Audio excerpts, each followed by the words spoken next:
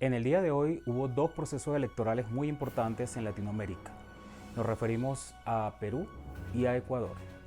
Veamos en pocos minutos cuáles son los resultados hasta esta hora, 11 de la noche, hora de Colombia, en estos importantes países latinoamericanos.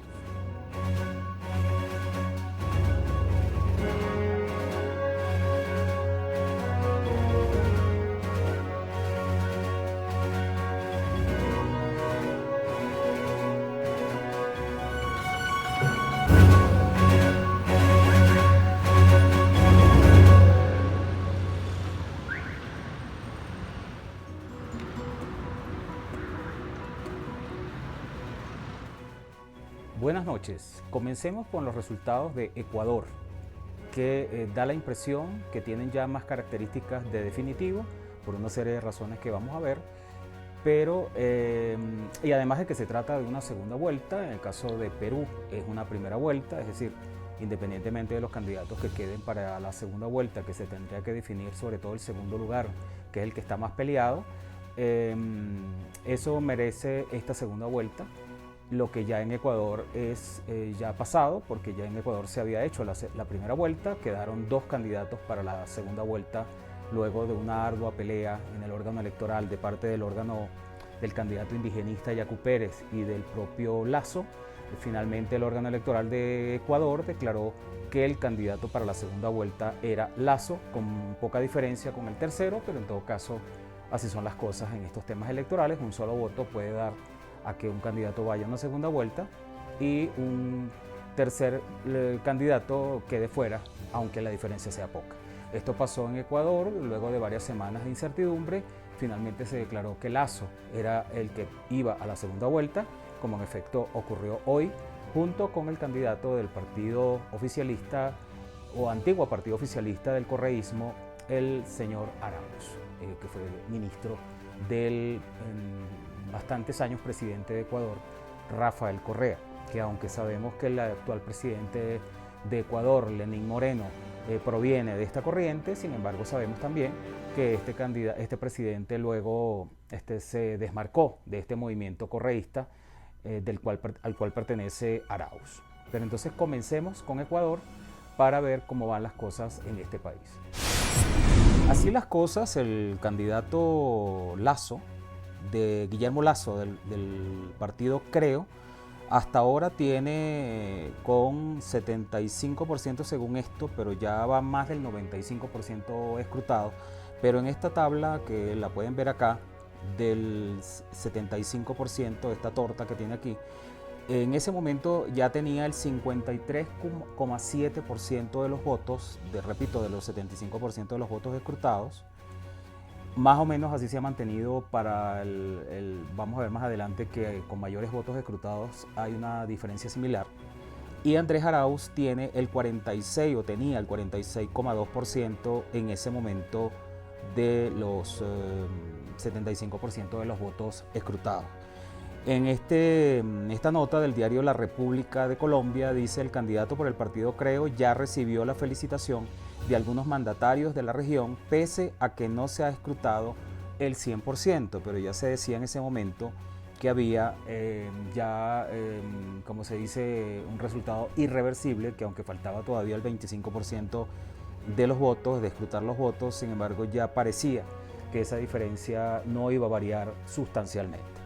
En una nota de la revista Semana de Colombia también, ya tenemos esta nota más actualizada, cuando dice que con el 95% de las mesas escrutadas, Guillermo Lasso se perfila como el nuevo presidente de los ecuatorianos. Ya con el 75% decíamos que el candidato Lasso ya había recibido la felicitación de algunos mandatarios de la región.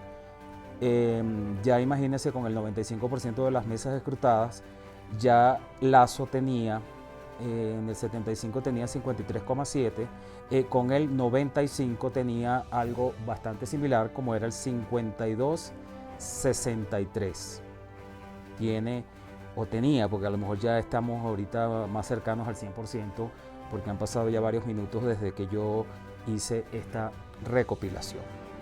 Entonces así las cosas, pareciera ser ya inobjetable e irreversible la victoria de Guillermo Lasso como presidente de Ecuador para el nuevo periodo presidencial. Aquí tenemos entonces en esta otro reporte, aquí son 95,10 de las actas válidas, actas con novedad 4,30, es decir, 96,40 ya escrutadas. Aparece Guillermo Lasso con 52,56% y Andrés Arauz 47,44%. Llegaron a tener inclusive a principios de la tarde, a boca de urna, alrededor de 10% de diferencia, pero ya vemos que la diferencia entre Arauz y Lasso está alrededor de los, podríamos decir, unos 5 o 6%, aparentemente con casi el 97% de las mesas escrutadas. Entonces el político conservador, dice El País, mantiene una ventaja de más de 5 puntos, dice con 90%, ya vimos que en el 96% los mantenía de los votos escrutados frente al correísta Andrés Arauz, quien ya había reconocido la derrota en ese momento. Esto fue ya hace unos minutos, lo dice el diario El País de España en su nota del día de hoy por internet. El candidato presidencial Guillermo Lasso agradeció a los ecuatorianos por el apoyo recibido este domingo. Como corresponde, dice Lasso, vamos a esperar los resultados oficiales, estamos positivos y con la fe en alto. Escribió en Twitter, según los datos del Consejo Nacional Electoral, con el 16%, bueno, esto ya es una nota bastante atrás, bastante temprana, y sin embargo ya Lasso se sentía ganador. Entonces, pareciera ser que en el caso de Ecuador la situación está bastante clara, no pareciera haber problemas de reconocimiento, ya se dice inclusive que el propio candidato perdedor de estas elecciones ha reconocido la derrota. Aparentemente Rafael Correa también puso una nota en Twitter donde también reconoce la derrota, de manera tal que no parece ya esto cambiar cuando faltan pocos puntos o poco porcentaje para que sea escrutados las mesas de los votos. Todavía cuando tenía el 90%, Arauz pensaba que con votos de ciertas regiones podía revertir ese resultado. Estaba bajando el porcentaje porque llegaron a tener una diferencia del 10%, pero nunca lograron pasar de 5 o 6% de diferencia entre Lasso y Arauz. El veterano político conservador y candidato a la presidencia del Ecuador, también dice El País, Guillermo Lasso, se ha proclamado ganador de las elecciones la noche de este domingo. Con más del 90% de las papeletas escrutadas, mantiene una ventaja de más de 5 puntos sobre su contrincante, el correísta Andrés Arauz, quien ha reconocido la derrota. Le debo a Dios a todas las bendiciones que me ha otorgado durante mi vida. Quiero agradecer a los ecuatorianos que han dado al país un mensaje contundente. Los ecuatorianos creemos en la democracia, los ecuatorianos creemos en la libertad, ha declarado Lasso, un empresario de 65 años que varias veces ha sido candidato a la presidencia de Ecuador, banquero, empresario, se considera, lo catalogan de derecha y en consecuencia ahora sí, aparentemente ya su resultado es inobjetable. Seguiré poniendo mi talento y energía al servicio de los ecuatorianos, ha dicho Arauz, joven dirigente impulsado por el expresidente Rafael Correa, de apenas 36 años, quien también ha admitido la derrota. Su delfín ha afirmado que seguirá dando la batalla, dice la nota del País. Y por otro lado, el expresidente Rafael Correa reconoció la derrota de su candidato, por supuesto fuera del país. No es un final, sino un comienzo, ha dicho Andrés, expresa Correa en su Twitter. Gracias a todos por su apoyo, ahora sí dicho por él. Sinceramente creíamos que ganábamos, pero nuestras proyecciones eran erradas. Suerte a Guillermo Lasso, su éxito será el de Ecuador. Solo les pido que cese el lawfare que destruye vidas y familias. Entonces, ya parece que efectivamente en Ecuador la situación está bastante clara, no hay desconocimiento, no hay conflicto. Arauz califica su derrota como un traspié electoral, así lo dijo, Andrés Arauz aseguró en su discurso de esta noche que el resultado de la jornada es un traspié electoral, pero no una derrota política ni moral, dice Arauz. Nuestro proyecto es de vida, es una lucha por el camino de la organización y construcción de un futuro más justo y solidario para todos los ecuatorianos y ecuatorianas, para toda nuestra patria.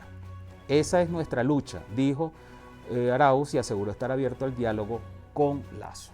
Ojalá que se mantenga así el ambiente postelectoral, porque lamentablemente tiende, cuando hay estas diferencias ideológicas tan fuertes como la que hay entre Arauz y Lasso, posteriormente tiende a haber un fuerte conflicto electoral, pero bueno, ojalá que así no sea y que efectivamente luego de estos reconocimientos ocurridos esta noche no vengan después a estar sacando motivos para lo contrario de otro lado, ¿no? que parecieran no existir.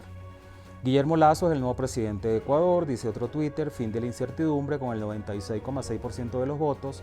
El líder conservador Guillermo Lasso ha obtenido el 52,51% de los votos contra el 47,49% de su rival, el correísta Andrés Arauz. Sí, efectivamente son alrededor de 5 puntos de diferencia.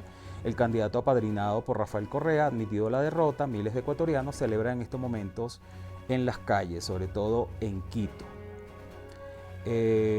Más adelante, bueno, dice Guillermo Lasso se proclama ganador de las elecciones en Ecuador.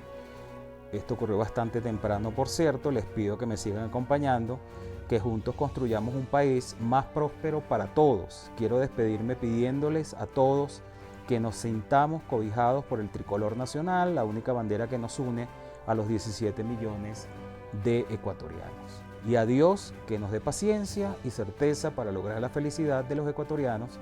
Que Dios bendiga al Ecuador, concluyó Lasso su discurso. Así que bueno, no sé si habrá otra cosa que decir. Guillermo Lasso se proclama ganador, seguiré poniendo mi talento y energía al servicio de los ecuatorianos, dice Arauz. El candidato del correísmo Arauz reconoce su derrota y en un emotivo encuentro con sus seguidores agradece por el apoyo y asegura que continuará desde la trinchera que le toque trabajando por Ecuador. El poder nunca ha sido capricho para mí, dice Arauz. Seguiré poniendo mi talento y energía al servicio de los ecuatorianos. Desde la trinchera que nos toque serviremos a nuestro pueblo, aseguró este domingo en la noche desde Quito. O sea, no pareciera haber entonces problemas en Ecuador con respecto al resultado final de las elecciones, que ya en segunda vuelta es definitivo a la presidencia de Ecuador. Vamos a ver que en Perú la situación es otra, en todo sentido.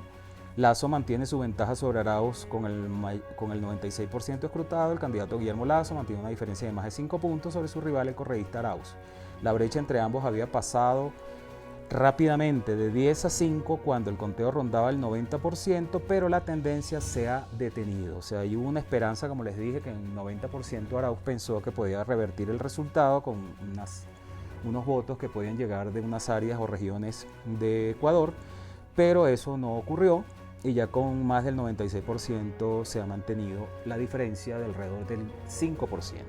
Lasso se dirige en estos momentos a su centro de campaña y se espera que hable en un momento. En la campaña de Arauz el ambiente es de derrota. Efectivamente, en la campaña de Arauz, en el comando de campaña de Arauz, aunque la agenda del candidato había anunciado una rueda de prensa a las 6:30 de la tarde de este domingo, 2 horas después los pocos asistentes siguen esperando su aparición en el Hotel Mercure en Quito.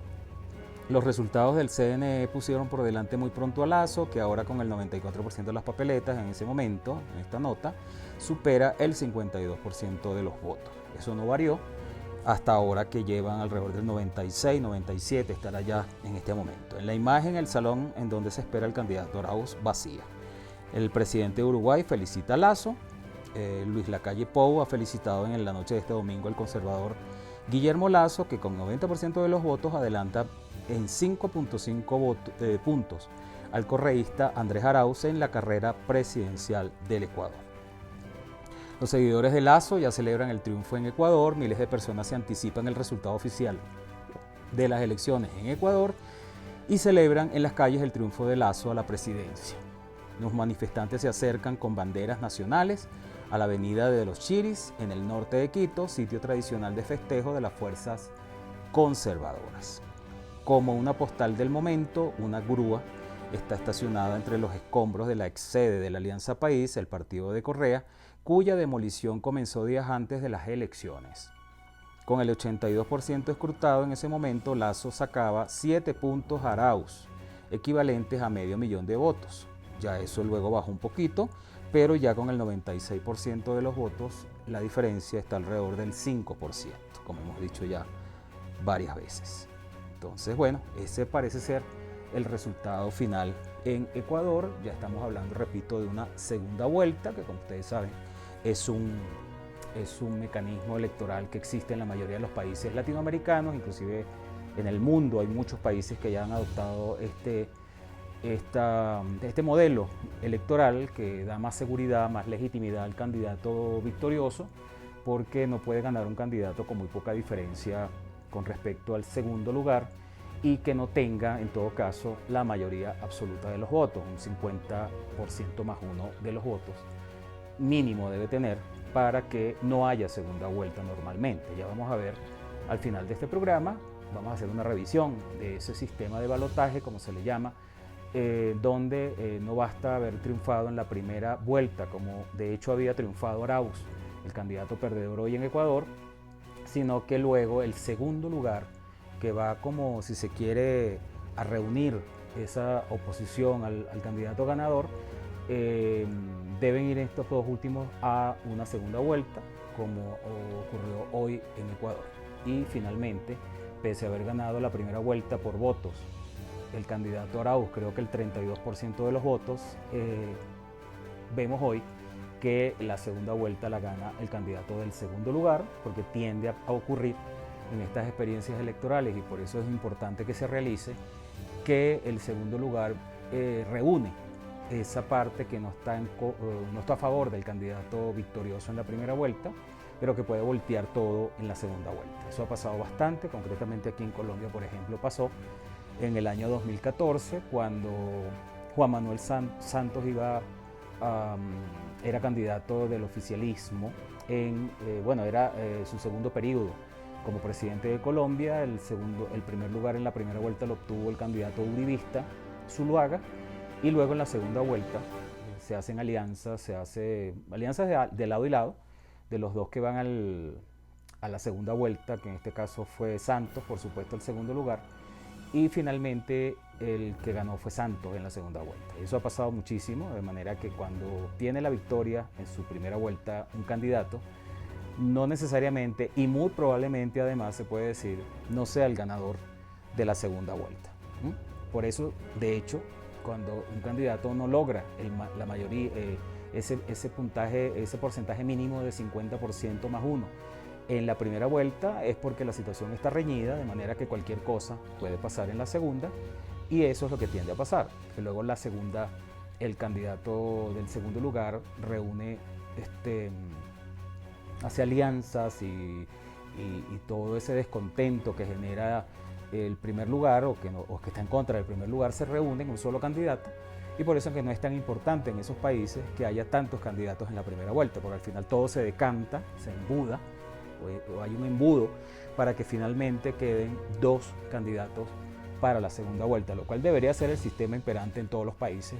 Ya vamos a ver que no lo es, pero en la mayoría sí lo es. Y donde no lo es, ha habido realmente problemas luego de legitimidad, de gobernabilidad en los países, porque ese candidato ganó débil. Cuando un candidato gana débil, aunque en el presidencialismo esa debilidad no es tan importante desde el punto de vista electoral, siempre trae problemas para gobernar y en general para entenderse con las demás fuerzas políticas durante el gobierno. Entonces es importante que se refuerce ese candidato ganador en una segunda vuelta, como ha ocurrido hoy con Lasso, que se dudaba que iba a ganar porque las encuestas decían que la diferencia entre Lasso y Arauz, de hecho decían que Arauz tenía una ventaja pequeña, pero la tenía sobre Lasso, pero otra vez, como ha pasado en las últimas elecciones, las encuestas se han equivocado en sus predicciones y ha ganado hoy Lasso, pese a que las encuestas, claro, siempre lo decían con muy poca diferencia, pero finalmente ha ganado el segundo lugar, que no decían las encuestas que iba a ganar Lasso, sino Arauz. Pero bueno, así son las cosas. y por algo fueron a una segunda vuelta, porque la cuestión estaba bien reñida. Vamos a ver ahora que en Perú la situación es otra. Ahora bien, con respecto al Ecuador, con el Perú, la situación es otra.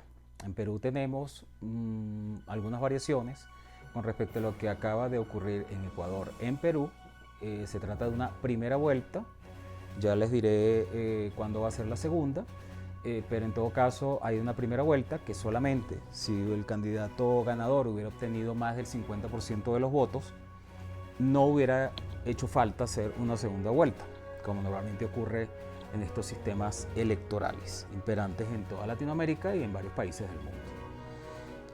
En el caso de Perú, a las 7 de la tarde han cerrado los colegios electorales y se han conocido datos del sondeo rápido de la encuestadora Ipsos. Eso la vamos a ver ahora, la vamos a poner acá. Hecha a pie de urna durante toda la jornada. Pedro Castillo pareciera ser el candidato ganador, quien es un maestro sindicalista de extrema izquierda. Estaría en la cabeza con 16,1% de los votos, dice este sistema de conteo rápido. No es un resultado oficial, pero es lo que sale del boca de urna. Seguido por los conservadores Hernando de Soto y Keiko Fujimori, empatados con un 11,9% ambos candidatos. Le seguiría Johnny Lescano con 11% y el conservador Rafael López Aliaga con 10,5%. El margen de error es de 3 puntos, es decir, el segundo lugar está peleado aparentemente por 4 candidatos. Que si bien hay una pequeña diferencia entre ellos a boca de urna, obvio que esto pudiera haber un error y en consecuencia pareciera haber un empate técnico para el segundo lugar. Ya se verá después cómo se dilucida esto, porque una sola diferencia de un voto o la diferencia de un solo voto ya generaría en el candidato que lo tenga respecto a los otros su pase a la segunda vuelta, la cual tendrá que hacerse antes del 28 de junio del presente año, que es la fecha cuando asume el nuevo presidente. Esta es la situación actualmente en Perú. El líder de izquierda, dice El Tiempo, ya tiene un pie en segunda vuelta, en todo caso se puede decir, como bien lo dice El Tiempo. No se puede decir en la presidencia, como algunos periodistas a veces dicen, porque estamos en una primera vuelta, y en una primera vuelta, en una segunda vuelta puede pasar cualquier cosa. También lo dice, 16,1%, como lo vimos antes. El líder sindical de extrema izquierda, Pedro Castillo, dice El Tiempo, alcanzó el 16,1% de los votos en las elecciones presidenciales de Perú. Ya vimos que esto no es un resultado oficial, pero es lo que arroja la encuesta en boca de urna. Mientras que otros 5 candidatos se disputan el segundo lugar en un empate técnico, lo que implica la necesidad de un balotaje mientras la pandemia del COVID-19 no le da tregua al país.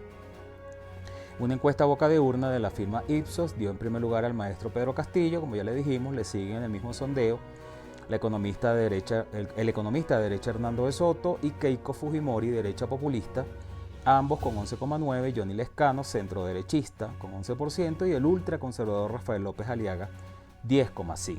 Estos son los más cercanos en el segundo lugar, pero la diferencia entre ellos es tan estrecha que la tendencia podría variar, considerando además que hay posibilidades de error. Castillo es una de las sorpresas de la campaña, dice El Tiempo, que se realizó en la peor fase de la segunda ola del COVID-19 en el país. Los peruanos estuvieron convocados este domingo para elegir al nuevo presidente, sus 2 vicepresidentes y para renovar los 130 representantes del Congreso y los 5 del Parlamento andino.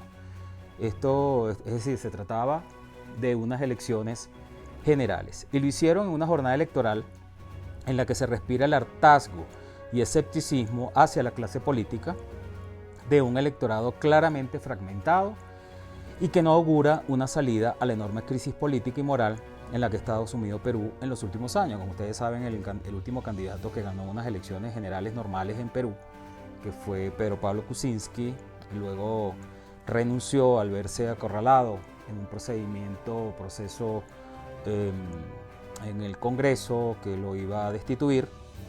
Y luego han pasado por la presidencia de Perú varias personas, entre ellos Manuel Vizcarra, que era uno de sus vicepresidentes. Luego, al haber renunciado el segundo vicepresidente, pasó Andrés Merino del Congreso, pasó el actual presidente en ejercicio, que va a estar hasta el próximo día de la asunción del nuevo presidente. Y en poco tiempo ha habido alrededor de 4 presidentes en Perú, de la República del Perú. Elecciones en Perú, dice la BBC News, el izquierdista Pedro Castillo toma ventaja en una carrera muy apretada, según sondeos a boca de urna. Ya sabemos que esto es una primera vuelta, de manera que estas pequeñas diferencias entre candidatos, cualquier cosa puede pasar para la segunda vuelta, quiero decir. Las elecciones presidenciales y del Congreso llegaron este domingo a Perú, con la amenaza del COVID-19 como telón de fondo y con el voto muy repartido entre los 18 candidatos a la presidencia. Hubo 18 candidatos. Claro, esto en un sistema con doble vuelta no es tan grave, porque no se trata de que parta tanto el voto, por supuesto que lo parte, lo divide, pero ya tiene que haber una segunda vuelta. Si lo divide, seguramente ninguno va a obtener el 50%, entonces tiene que haber dos que pasen una segunda vuelta, como va a ocurrir el próximo mes de junio. Las urnas cerraron a las 7 de la tarde, hora local, y los primeros resultados oficiales se esperan en torno a las 11:30 de la noche hoy. Según sugieren sondeos a boca de urna difundidos por Ipsos, las diferencias entre los candidatos son mínimas y las autoridades llamaron a la calma mientras esperan los primeros datos oficiales de la Oficina Nacional de Procesos Electorales. El flash electoral de América TV, Ipsos, indica que el candidato de Perú Libre, Castillo, alcanzó el 16,1% de los votos, como hemos dicho, seguido por Hernando de Soto 11,9%, Fujimori 11,9%, Lescano 11%, Rafael López Aliaga 10,5% y otro candidato más o candidata más, Verónica Mendoza, de Juntos por el Perú, 8,8%. Esta última sí ya con más diferencia. En cuanto a las elecciones del Congreso, la misma encuesta apunta a un empate entre Acción Popular y Perú Libre, seguidos de cerca por Fuerza Popular. Es decir, el partido de Johnny Lescano es el de Acción Popular y Perú Libre es el partido estoy buscando acá de quién es el candidato Perú Libre, me imagino que es el de Castillo. Exacto, Castillo es el líder de Perú Libre, y Johnny Lescano, que según esta encuesta Ipsos logró el 11% en esta primera vuelta de Acción Popular. Estos son los dos partidos que aparentemente han logrado más votos en la parte ya del Congreso, en la elección legislativa. Seguidos de cerca por Fuerza Popular, que es el partido de Fujimori, y en tercer lugar quedaría el partido en el Congreso, según esto que ha dicho el flash electoral de América TV Ipsos.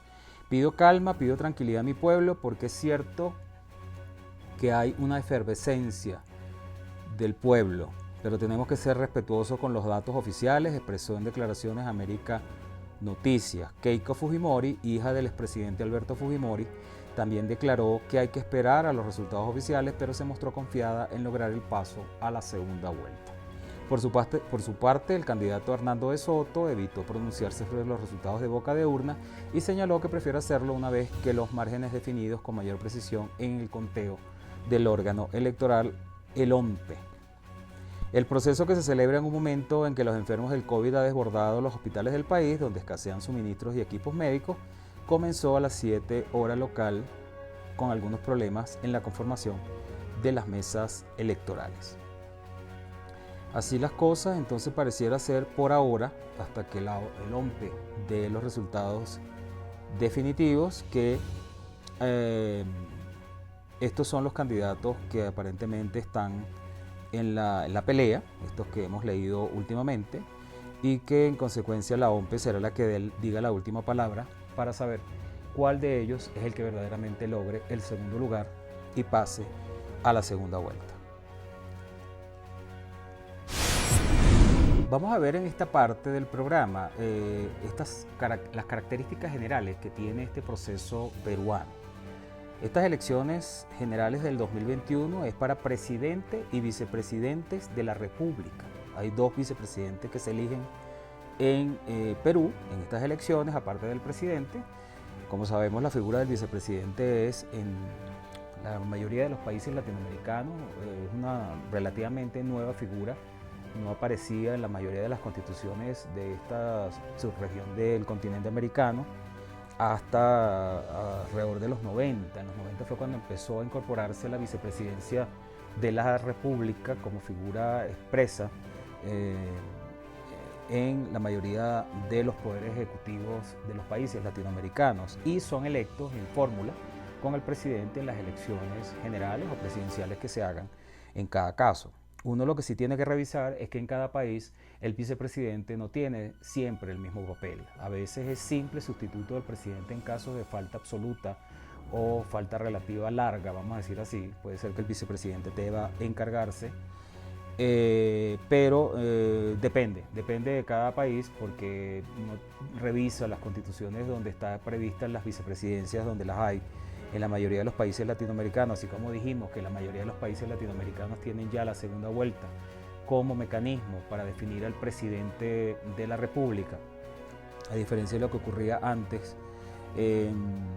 Igual pasa con la vicepresidencia. La vicepresidencia fue una figura es una figura relativamente nueva.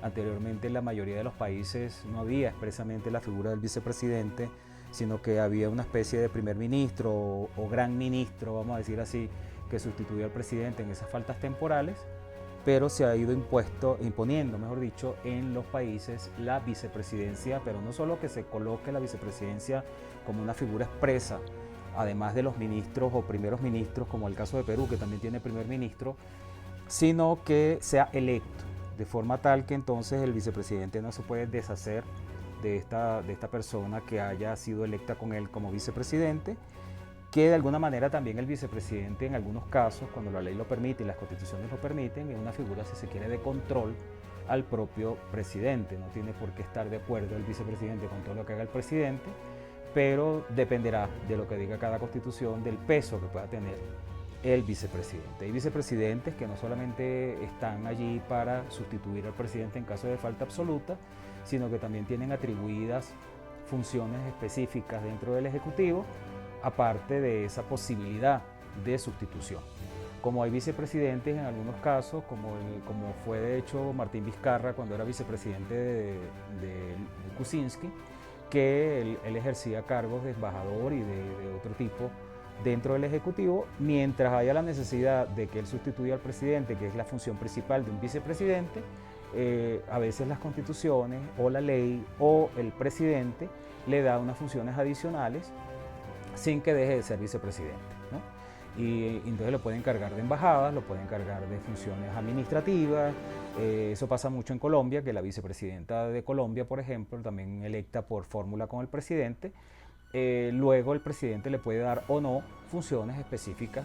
Lo lógico sería que el presidente luego de electo con su fórmula de vicepresidente, en el caso de Colombia una vicepresidenta, Marta Lucía Ramírez, luego le atribuye ciertas funciones de algún tipo, es decir, no quede solo como un adorno mientras el presidente no le pase algo para que sea sustituido, entonces la vicepresidenta no va a hacer nada. Entonces no, normalmente, además que producto de la política también, de las alianzas que producen estas fórmulas normalmente, esta señora o señor vicepresidente puede ejercer otras funciones. Venezuela es de los pocos casos que tiene esta figura nueva. En Venezuela fue a partir del 99 que se incorporó como una figura el vicepresidente ejecutivo, pero que lamentablemente al ser nombrado a dedo por el presidente como un ministro más, no tiene ese peso, aparte de poder sustituir al presidente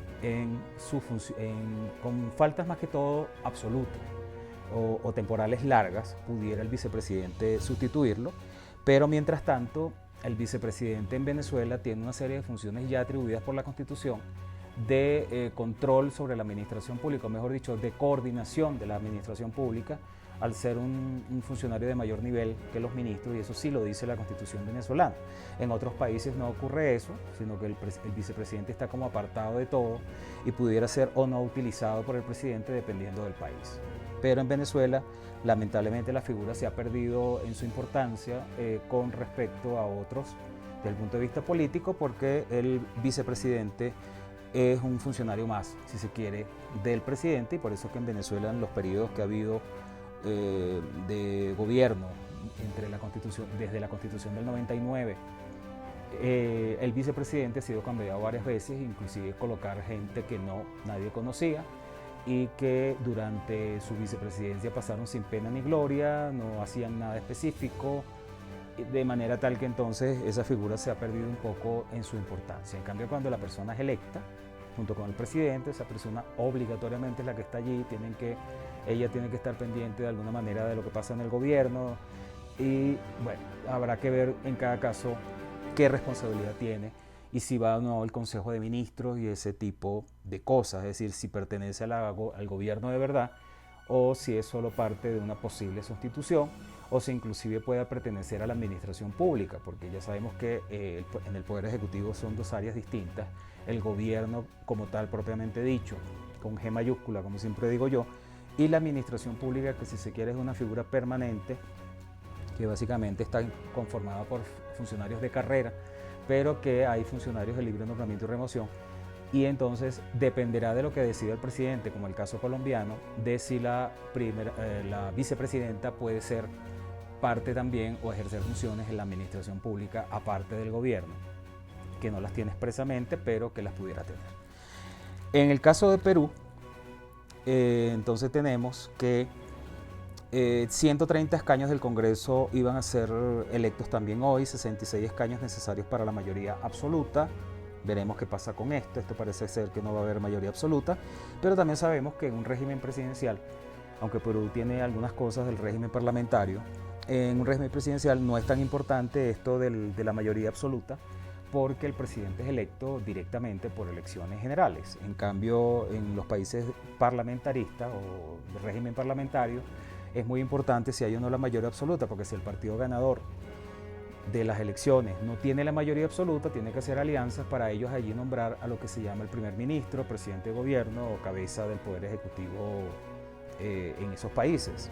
En el caso de los países presidencialistas, como son los latinoamericanos y Estados Unidos, y hay algunas mezclas como el caso francés, este tema de la mayoría absoluta no es tan importante, sin embargo siempre tiene su relevancia, porque el presidente, aunque es electo directamente y el régimen es presidencialista, a la hora de cosas que solo deban pasar, o sea, solo pueden ser decididas por el Congreso, si no tiene la mayoría absoluta, eso tiende a generar problemas de planes de los presidentes que no pueden llevar a cabo si no tienen el apoyo del Congreso, porque hay materias de reserva legal que si el Congreso o Parlamento o Asamblea Nacional, como se llame, no tiene la mayoría absoluta el partido de gobierno, esto le puede generar problemas a la larga en su gobernabilidad, como de hecho le pasó en Perú, ha ocurrido varias veces, como le pasó a Kuczynski, que ganó las elecciones presidenciales, pero lamentablemente tenía una situación débil en el Congreso.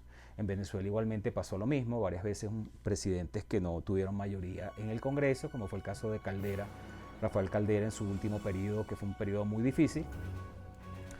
Tuvo que hacer alianzas para ciertos temas, que aunque es un presidencialismo el régimen venezolano, según la Constitución, si no tiene el apoyo del Congreso en ciertas materias que solo el Congreso puede permitir hacer, como el caso del presupuesto, por decirlo menos, porque hay otros más importantes que materias importantes en materias específicas. Tiene necesidad el presidente que tener el apoyo del Congreso, por ejemplo, cuando hay suspensión de garantías, como se llamaba antes, o declaratoria de estado de excepción, si hay una pelea entre el Congreso y el presidente, le pueden tumbar una declaratoria de estado de excepción en el Congreso, que eso normalmente las constituciones lo establecen, porque el régimen de estado de excepción, durante el mismo, el presidente asume poderes que normalmente tiene el Congreso, y de hecho sus actos durante el estado de excepción, son de rango legal, que en régimen normal solo puede dictar el Congreso, el Parlamento, pero en el estado de excepción puede un presidente dictar actos con rango legal. Obvio que cuando esto se produce, como está pasando ahorita con lo de la pandemia, que ha habido necesidad de hacerlo varias veces, y si no tiene el apoyo del Congreso por la mayoría de su partido o con alianzas que haya hecho, entonces esto se lo puede tumbar el Congreso o le puede tumbar las normas que haya dictado con actos del Congreso, que son los que tienen la legitimidad realmente para dictar esos actos según las constituciones en régimen normal. Es decir, no es fácil, aunque no es tan relevante como en el sistema parlamentario esto de la mayoría absoluta, sin embargo es importante porque hay ciertas situaciones muy puntuales, pero otras no tan puntuales, normales, como el presupuesto, que un presidente siempre necesita el apoyo del Congreso. Bueno, les decía que entonces el presidente y vicepresidente son elegidos mediante el sistema de segunda vuelta o balotaje y en caso de obtener el puntaje mínimo requerido durante la primera vuelta. 130 escaños del Congreso de la República elegidos mediante escrutinio mayoritario plurinominal en circunscripciones de múltiples miembros.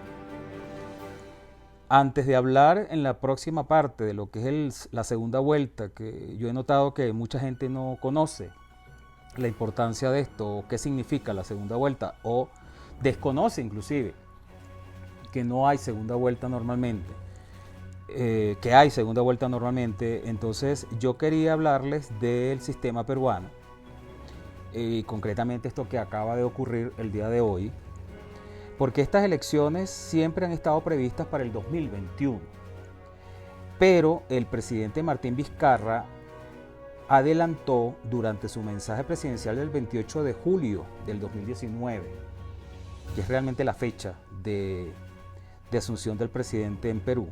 La segunda vuelta en Perú sería el 6 de junio, si los resultados son como ya se los he dicho. Dijo Vizcarra en ese famoso discurso el 28 de julio del 2019, el famoso discurso de las fiestas patrias, que recurriría a una reforma constitucional para acortar el periodo legislativo y el presidencial al año 2020. Ustedes saben que en Perú ocurrieron cosas muy importantes que llevaron a la renuncia del presidente Kuczynski, la asunción de Vizcarra. Bueno, después ocurrieron otras cosas que terminó yéndose también Vizcarra por otro proceso similar al de Kuczynski. Y bueno, y luego vinieron dos presidentes más provenientes del Congreso hasta el día que asuma el nuevo presidente electo, que se vaya a elegir el 6 de julio. Pero este proyecto de Vizcarra, de adelantar las elecciones para el año pasado, además de que seguía la pandemia, hubo la pandemia, fue rechazado, obviamente, ¿no? No se podían hacer elecciones el año pasado, pero no solamente que fue rechazado, sino que él salió de la presidencia, cosa que obvio que no esperaba.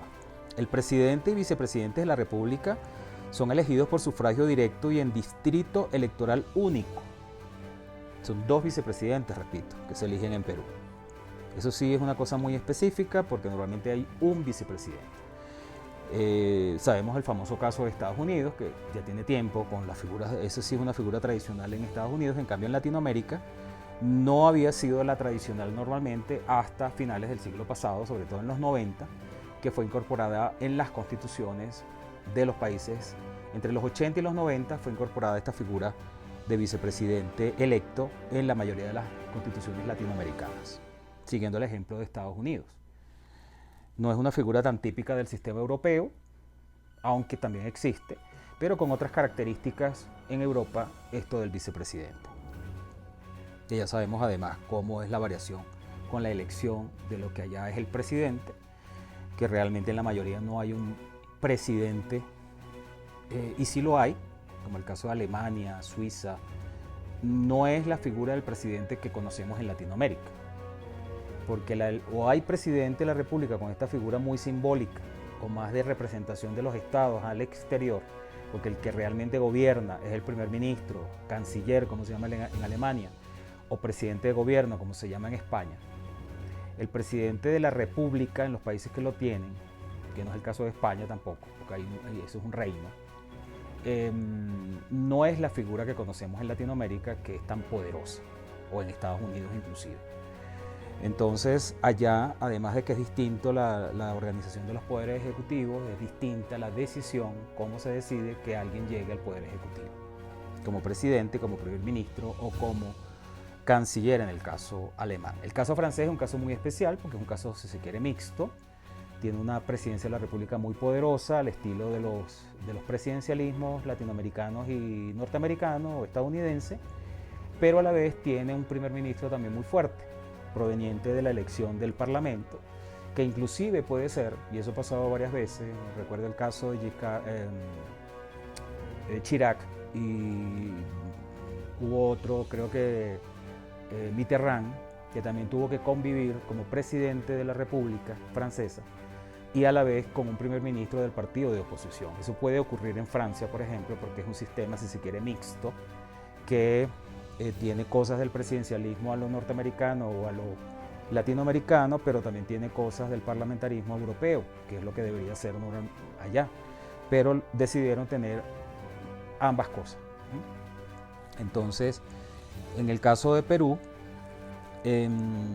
ya les decía que se vale, además del tema de los vicepresidentes y presidentes, que se van a elegir, ya sería para el próximo 6 de junio, ya no podrá ser hoy porque no creemos que lleguen a los porcentajes mínimos requeridos para que no haya segunda vuelta. Se elegirán 130 congresistas, que hoy se sabrá, hoy sí se eligieron ya 130 congresistas en 27 distritos electorales. De manera que entonces la segunda vuelta electoral, en el caso de que ningún candidato presidencial alcance más del 50% de los votos válidos, se realizaría el 6 de junio del 2021 y quien salga electo acá asumiría el poder, mejor dicho, la presidencia de la República el 28 de julio de este mismo año. Esa es la situación más o menos de la que estábamos hablando, de lo que se dilucidaba hoy en Perú, que habrá entonces una segunda vuelta. Resulta interesante ver en esto que ha ocurrido el día de hoy con respecto a Perú y Ecuador. ¿Qué significa esto de las segundas vueltas en los países, ¿no? Cada país que utiliza sistemas electorales de segunda vuelta lo hace con las particularidades que señala su propia constitución o la ley que regula la materia. En América, en concreto, tenemos ya 14 países que han adoptado este sistema, como son Argentina, Bolivia, Brasil, Chile, Colombia, Costa Rica, Cuba, Ecuador, El Salvador, Guatemala, Haití, Nicaragua, Perú, República Dominicana y Uruguay. Estos son los países, hasta donde sabemos, que tienen una segunda vuelta. En estos países el balotaje tiende a desalentar la formación de alianzas y propicia la formación de un gran número de partidos, eso es lo lamentable, pero afortunadamente el sistema permite decantar esto para que finalmente queden en la segunda vuelta los candidatos con mayor peso, de manera que el existir tantos candidatos no es un problema como podría ocurrir en los países donde hay una sola vuelta, donde un candidato minoritario pudiera ser presidente de la República, aunque la mayoría del país haya estado a favor de otros candidatos. Esto es terrible, esto sería una legitimidad muy dudosa, porque las cosas no solamente deben ser legales, sino legítimas. En el caso de las democracias, sobre todo, los regímenes políticos exigen que haya una legitimidad, porque luego el presidente sufre sufre muchos problemas a la hora de gobernar. La ingobernabilidad se hace patente al poco tiempo, cuando gana unas elecciones de una manera muy débil, de forma que lo recomendable es al menos obtener ese 50% en algún momento, ¿no? Que ya el 50% en mi criterio es un porcentaje bajo, pero tampoco sería posible exigir que un presidente para ser ganador tuviera que tener 70-80% de los votos, eso tampoco podría ser. Entonces al final lo que se impone son las segundas vueltas y que gane el que tenga más votos en esta segunda vuelta. En la primera vuelta va a la segunda vuelta, si hace falta, los candidatos que hayan obtenido su porcentaje, pero si no obtiene ninguno más del 50%, entonces va la segunda vuelta, que es lo que tiende a ocurrir. Vamos a hacer una revisión, en el caso latinoamericano sobre todo, de este tema. Sería interesante revisarlo.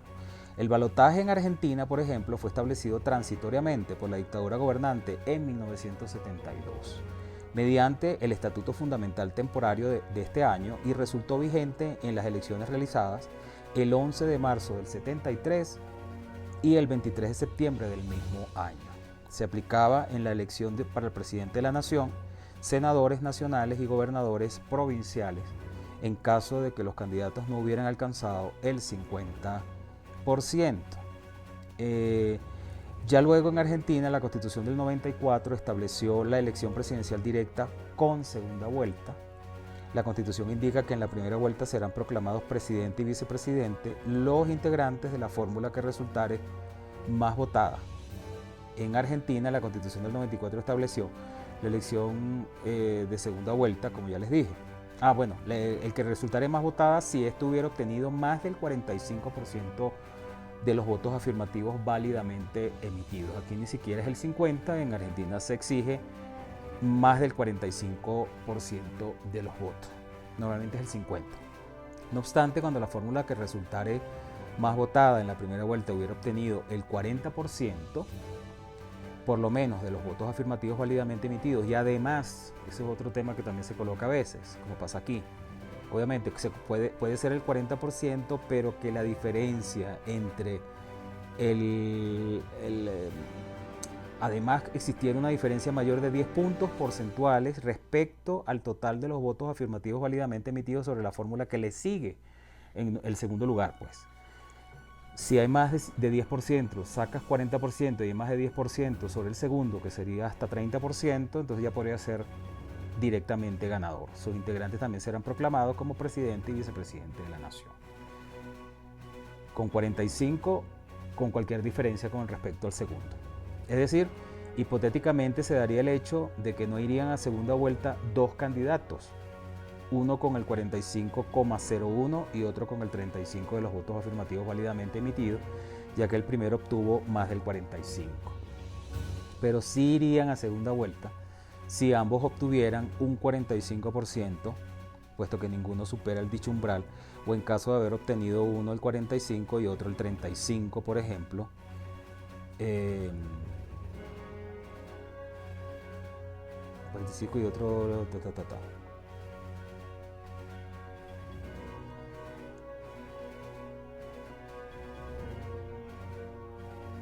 ya que el primero alcanza el 40%, pero no supera el 45% ni posee una diferencia mayor al 10% con respecto al segundo. A su vez, cualquier porcentual inferior al 40% no consagrará ganadora a ninguna fórmula en la primera vuelta, queremos decir, y la elección se dirimirá en segunda vuelta entre los dos más votados.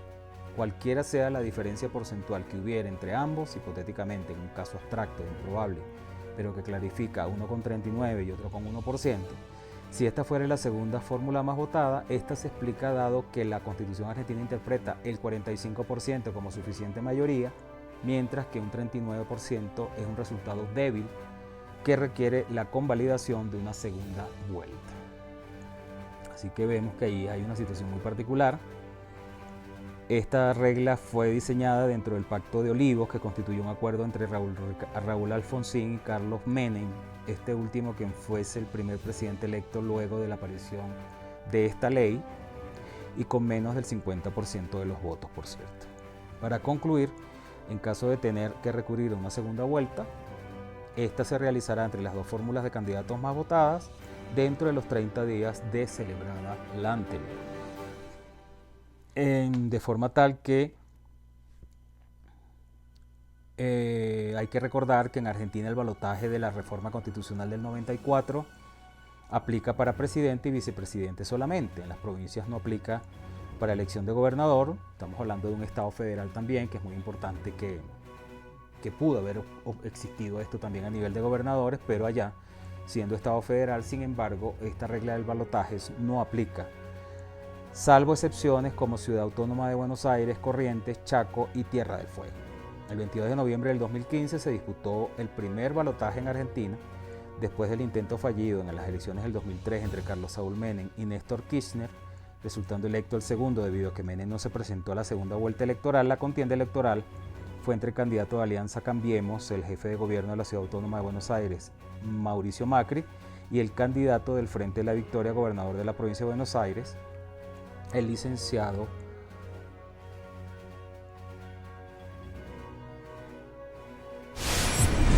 Respecto al caso de Bolivia, la 17ª Constitución, vigente desde febrero del 2009, en su artículo 166 señala que será proclamada a la presidencia y vicepresidencia la candidatura que haya reunido el 50% más uno de los votos válidos y que haya obtenido un mínimo de 40% de los votos válidos con una diferencia de al menos 10% en relación a la segunda candidatura.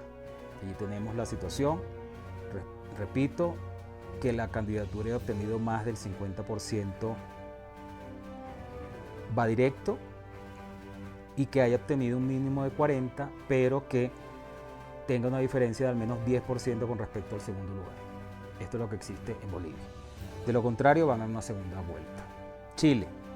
La Constitución de 1980, redactada durante la dictadura militar, instauró el sistema electoral de 2 vueltas para las elecciones presidenciales. Previamente, conforme a la Constitución de 1925, si ningún candidato presidencial alcanzaba la mayoría absoluta de los votos en la correspondiente elección, debía ser el Congreso Pleno quien debía elegir como presidente a uno de los 2 candidatos más votados.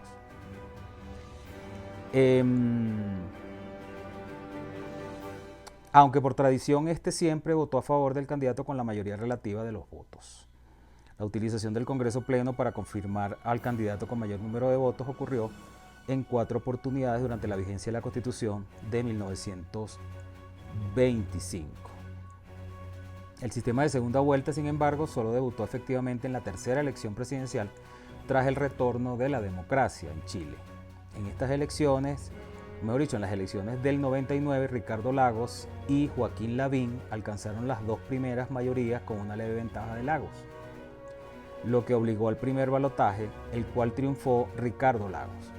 Posteriormente, Michelle Bachelet ganó en segunda vuelta en las elecciones presidenciales del 2005 frente a Sebastián Piñera. Sebastián Piñera le ganó a Eduardo Frei Ruiz Tagle en la segunda vuelta en las elecciones del 2009 y Michelle Bachelet venció en segunda vuelta a Evelyn Matei en las elecciones presidenciales del 2013. ¿Viste ustedes qué diferencia, ¿no? Hubieran sido esos resultados si no hubiera habido una segunda vuelta? La existencia de una segunda vuelta en un sistema principalmente bipartidista compuesto por 2 grandes coaliciones, la Concertación, actual Nueva Mayoría, y la Alianza por Chile, actual Chile Vamos, ha hecho que algunos políticos manifiesten que la primera vuelta ha de ser considerada de cierta forma como una alternativa a la realización de elecciones primarias dentro de los conglomerados. En 2005, ante la existencia de 2 candidatos, Piñera y Lavín, la Alianza de Chile decidió no realizar primarias y llevar ambas candidaturas hasta la primera vuelta y se comprometieron a respetar estos resultados. Colombia. La Constitución del 91 estableció la elección del presidente y vicepresidente de la República por mayoría absoluta. Si ninguna fórmula consigue las 2 votaciones más altas, se enfrentarán 3 semanas después en una segunda vuelta electoral. Se ha presentado segunda vuelta en las elecciones del 94, Ernesto Samper contra Andrés Pastrana, 98, Andrés Pastrana contra Horacio Serpa, 2010, Juan Manuel Santos contra Antanas Mockus, 2014, Juan Manuel Santos contra Oscar Iván Zuluaga y 2018, Iván Duque Márquez contra Gustavo Petro. La ventaja de más de 20 puntos porcentuales de Santos sobre Mockus en la primera vuelta del 2010 ha hecho que se presenten propuestas de modificación a la regla electoral y a partir del 2023 la ciudad de Bogotá contará con segunda vuelta electoral para la elección de su alcalde mayor, que sabemos que es una figura muy particular y con mucho peso en esta ciudad, aunque es alcalde, su nombre lo dice, es alcalde mayor, es decir, tiene ya casi características que un estado federal tendría un gobernador. Aquí los gobernadores de departamento tienen a su vez otras características que no son las propias del gobernador de un estado en los estados federales. Costa Rica. El presidente y los vicepresidentes se eligen simultáneamente y por mayoría de votos superior al 40% del total de sufragios válidamente emitidos en la primera vuelta. Si ninguna de las candidaturas alcanza dicha cifra, se recurre a un balotaje o segunda vuelta entre los 2 aspirantes más votados en la primera elección. Esto ha ocurrido en el 2002, cuando Abel Pacheco de la Espriella le ganó a Rolando Amaya Monge. 2014, cuando Luis Guillermo Solís gana con más de 1.3 millones de votos a favor contra el candidato oficialista Johnny Araya Monge. En esta vuelta histórica, Solís se convierte en el presidente con más apoyos de la Fundación de la Democracia costarricense, acabando con los años del bipartidismo. Y en el 2018, cuando Fabricio Alvarado Muñoz es vencido por Carlos Alvarado Quesada tras no obtener el mínimo constitucional requerido en la primera vuelta. Cuba. Por supuesto, ya sabemos lo que es Cuba, pero en todo caso aquí se dice que dispone en caso, esto es Wikipedia por cierto, dispone que en caso de que ninguno de los candidatos a la Asamblea Popular obtenga una mayoría absoluta en el primer escrutinio, se produce la segunda vuelta, que enfrente a los dos candidatos que han alcanzado los dos primeros lugares en las elecciones parlamentarias.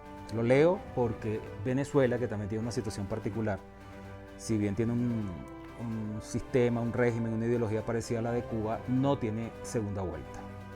Y en el caso, por ejemplo, el último que vivimos, bueno, decimos el último que vivimos porque fue el que más participó la gente, porque el que se vivió en el 2018 sabemos que la abstención fue muy alta y además con muchas dudas sobre su legalidad, constitucionalidad, legitimidad, etc. Además de que ha habido una migración muy alta, que inclusive no se podía votar. Siendo una migración tan alta, los que estaban en el exterior no podían votar. Eso también le ha quitado peso a la legitimidad de este resultado. Pero el último proceso electoral presidencial realizado en Venezuela, que se considera válido en todo sentido desde el punto de vista de realización más no de resultados, lo ganó el presidente Maduro con apenas una diferencia en una vuelta de 1% sobre el segundo lugar, que era Enrique Capriles. 1.5 por allí, apenas de diferencia entre Maduro y Capriles. Y sin embargo el presidente desde entonces y ahora reelecto según el oficialismo venezolano desde el 2018 sigue siendo Nicolás Maduro. En Ecuador lo estableció la Asamblea Nacional Constituyente, que funcionó entre 1997 y el 98, tipo de elección directa, el voto es obligatorio, fórmula electoral, el presidente. Ese es otro tema que también es importante, que el voto sea o no obligatorio. Hay países que lo tienen obligatorio y hay países que no. Fórmula electoral. El presidente y los vicepresidentes se eligen simultáneamente por una mayoría de votos superior al 50% del total de sufragios válidamente emitidos, mediante el balotaje, si fuera que ninguno de los dos candidatos alcanzara el 50% de los votos, y en consecuencia se recurre a la segunda vuelta entre los dos primeros. Desde la promulgación de la Constitución del 2008, si en la primera votación ningún binomio hubiera logrado la mayoría absoluta, se realizará una segunda vuelta electoral dentro de los siguientes 45 días, y en ella participarán los dos binomios más votados en la primera vuelta, como ocurrió hoy, que ganó el candidato Lasso. Estados Unidos. Algunas dependencias de los Estados Unidos, como el estado de Georgia y territorios a descolonizar como Guam, utilizan el sistema de segunda vuelta, pero llamado en inglés runoff, para definir cargos de gobierno. Pero sabemos que para la presidencia de la República o de los Estados Unidos no se realiza. Francia. En Francia, la Constitución del 58 dispone que en caso de que ninguno de los candidatos presidenciales obtenga una mayoría absoluta en el primer escrutinio, en el 14º día después de la elección se celebrará un segundo turno de elección en el que participan los dos candidatos que hayan obtenido el mayor número de votos en el primer escrutinio. Además, utilizan un sistema similar para elegir a los miembros del Parlamento. Estamos hablando de candidatos a la presidencia de la República Francesa, que allá les dije que había una mezcla entre presidencialismo y parlamentarismo, pero existe una verdadera presidencia con mucho poder, que en este caso tiene que haber una elección por mayoría absoluta en el primer escrutinio, y en el 14º día después de la elección se celebrará el segundo turno de la elección o el balotaje, en el que participan, si hace falta, los dos candidatos que hayan obtenido el mayor número de votos en el primer escrutinio, si no tuvo alguno la mayoría absoluta en la primera vuelta. Y lo mismo con respecto al Parlamento, algo parecido en el Parlamento, que a su vez el Parlamento allá sí tiene mucha importancia el tema, más que nosotros en Latinoamérica, de la mayoría absoluta, porque ese Parlamento va a elegir un funcionario muy poderoso que no lo elige el presidente de la República, como sería lo lógico o sería lo procedente en un presidencialismo, el primer ministro, como pasa en Perú, sino que el primer ministro francés lo nombra el Parlamento por el sistema parlamentario. Y el que tenga mayoría absoluta, y si no lo tiene, con las alianzas o coaliciones que se pudieran establecer, se designa al primer ministro francés, que inclusive puede ser de un partido, una corriente distinta al del presidente de la República, lo cual ha ocurrido, hasta donde yo sé, 2 veces en Francia. Un presidente socialista ha tenido que convivir con un primer ministro de derecha, el caso de Mitterrand, y un presidente de derecha ha tenido que convivir con un primer ministro socialista, ¿no? El caso de Chirac.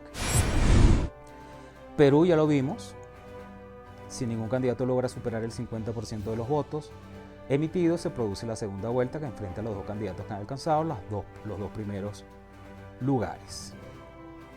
En ambas etapas la participación es universal y obligatoria, es decir, para todos los ciudadanos aptos mayores de 18 años inscritos en el padrón electoral, siendo el voto facultativo solo para mayores de 70 años. También se utiliza la modalidad de segunda vuelta electoral para elegir gobernadores regionales. Allá no hay propiamente un estado federal, pero sin embargo para estas figuras se elige, se puede usar la segunda vuelta entre los dos candidatos más votados en caso de que previamente ninguno de los postulantes hubiera superado el 30% de los votos válidamente emitidos, siempre y cuando la autoridad electoral lo juzgue pertinente. Cabe destacar que esta elección no existe para Lima Metropolitana. República Dominicana. Tras acusaciones por supuesto fraude en las elecciones del 94, en las cuales el Partido Reformista Social Cristiano ganó las elecciones presidenciales de ese año, los partidos políticos opositores dirigidos por los mayoritarios partidos, el PRD y el Partido de Liberación, el PLD, reclamaron ante la OEA que ejerció presión en el gobierno para que ejerciera presión en el gobierno para que negociara con los líderes opositores José Francisco Peña y Juan Bosch. El resultado de estas negociaciones, conocido como el Pacto de la Democracia, incluyó entre sus medidas eliminar la reelección, separar por 2 años las elecciones congresuales y presidenciales y el sistema de doble vuelta. En un principio, los candidatos opositores pidieron que el total de votos válidos debía ser mayor del 45% más 1. Sin embargo, finalmente quedó acordado que el 50% más 1, este sistema se estrenó el 16 de mayo del 96. En la primera vuelta quedó el PRD con 45 y el PLD con 38 y el PRC con 14. Y en la segunda vuelta el resultado ganador fue el Partido de la Democracia. Uruguay. En Uruguay, a partir de la aprobación de la reforma constitucional del 96, el calendario electoral se amplió. Si en el último domingo de octubre ningún candidato logra superar el 50% de los votos emitidos, incluidos votos en blanco y anulados, se produce la segunda vuelta del último domingo de noviembre que enfrenta a los dos candidatos que alcanzaron los 2 primeros lugares en las elecciones presidenciales. La segunda vuelta ha sido operativa en 4 ocasiones.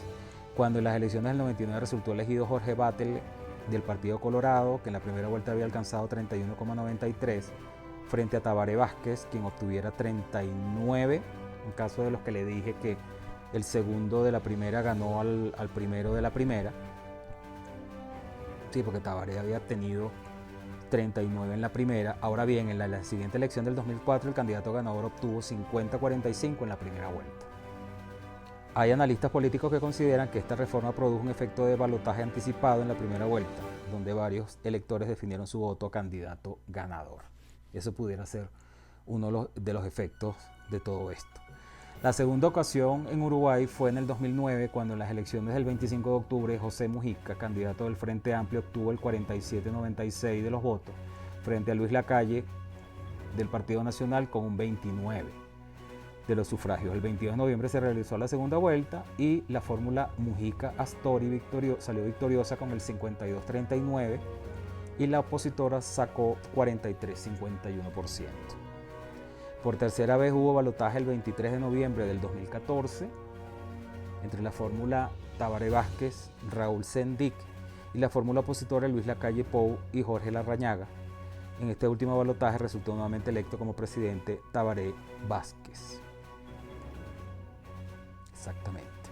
Y en la última elección nacional del 27 de noviembre del 2019, ninguno de los candidatos alcanzó la mayoría absoluta en la primera vuelta, por lo que fue claramente necesario el balotaje y se celebró el 30 de noviembre entre Luis Lacalle, Beatriz Argimón, fórmula ganadora, y Daniel Martínez Villamil, Graciela Villar, fórmula perdedora. Así que bueno, estos son algunos de los ejemplos de segundas vueltas que hay en Latinoamérica. No son todos, pero podemos ver los ejemplos que podían variar los porcentajes para hacerla. En algunos casos 40%, en otros casos 45%.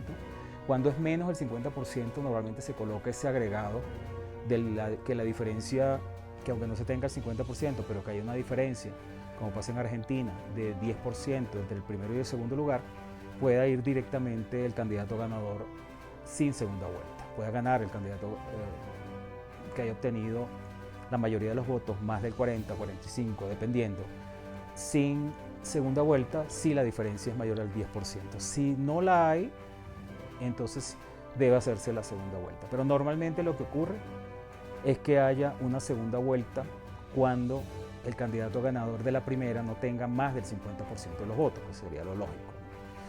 Como es el caso de Colombia, no existe acá esa diferencia del 10%, como también existe en Bolivia, que pudiera ser menos del 50%, pero en todo caso mayor al 10% con el segundo lugar. Pero esto es el modelo que ha imperado, que está imperando en la mayoría de los países latinoamericanos. Vemos que en Estados Unidos no es así. En Estados Unidos sí es una primera vuelta. Acabamos de vivir con el caso de Trump, Biden, la complejidad que significa en Estados Unidos elegir un presidente del poder federal, vamos a decir así, de la república o de los Estados Unidos. Ya no se utiliza tanto el término república, pero es una república. Y imagínense ustedes que ese sistema norteamericano hubiera previsto la segunda vuelta. Hubiera sido algo bien complejo, bien difícil, y además con un tema de orden público y de polarización tan fuerte, que eso no sé qué hubiera pasado. Pero yo creo que dentro de todo, menos mal, creo que es el único caso que, visto la complejidad que tiene, resulta difícil y en algunos casos inconveniente, además de innecesario probablemente, por la solidez que hasta ahora ha tenido ese sistema, aunque con muchas críticas a la vez, que no haya una segunda vuelta. Pero en el caso latinoamericano me parece que, en vista de los grandes poderes que ejerce el presidente de la República, y que no es conveniente, como ya ha demostrado la realidad venezolana, que el vicepresidente sea un ministro más o un superministro, es conveniente en el caso latinoamericano que la legitimidad del presidente tenga que ser fuerte, y por eso que debería ser al menos 50% más uno el que gane la presidencia de la República, y si no, con ese añadido del 10%. Yo no me convence mucho eso de que un presidente pueda ganar con menos del 50%, aún con lo del añadido del 10%. Pero en todo caso, esto del 10 le da un poquito de fuerza y de solidez a ese presidente.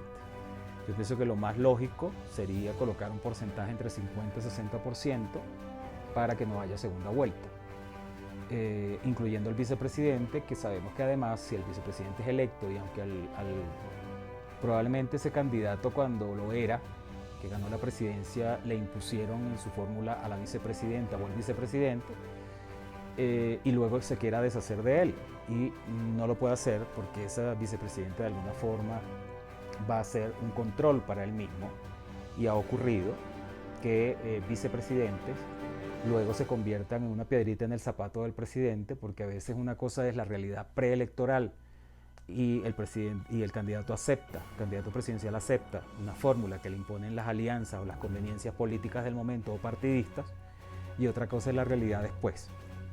Pero cuando es electo, ese presidente no se puede deshacer del vicepresidente, aunque estén en desacuerdo.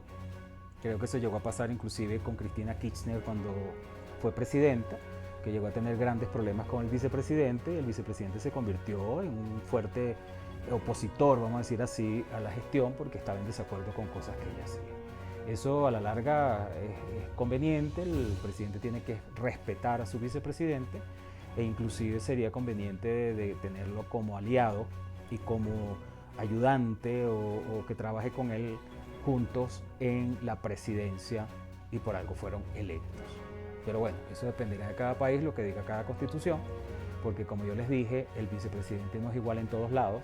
En la mayoría de los países, así como la segunda vuelta, se ha ido imponiendo esta figura del vicepresidente, pero sabemos que el vicepresidente debería ser útil también, no solamente ser electo, y no solamente para la función posible de una falta temporal larga o una absoluta, sino que el vicepresidente debería ser utilizado de otras maneras. Así pasa en Estados Unidos, que el vicepresidente, el actual, por ejemplo, vicepresidente, además es presidente del Senado, lo cual le da un nivel y un carácter y un peso muy fuerte para que el presidente la respete, en el caso de Kamala Harris, pero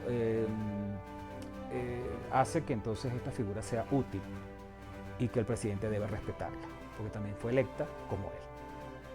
Así que bueno, hasta aquí este programa de hoy, dedicado al tema de las elecciones en general, pero sobre todo a la elección de Perú y Ecuador, que espero le haya sido útil y que les permita tener una mayor claridad en sus países de lo que son los sistemas electorales, partiendo de estos dos ejemplos concretos de Perú y Ecuador.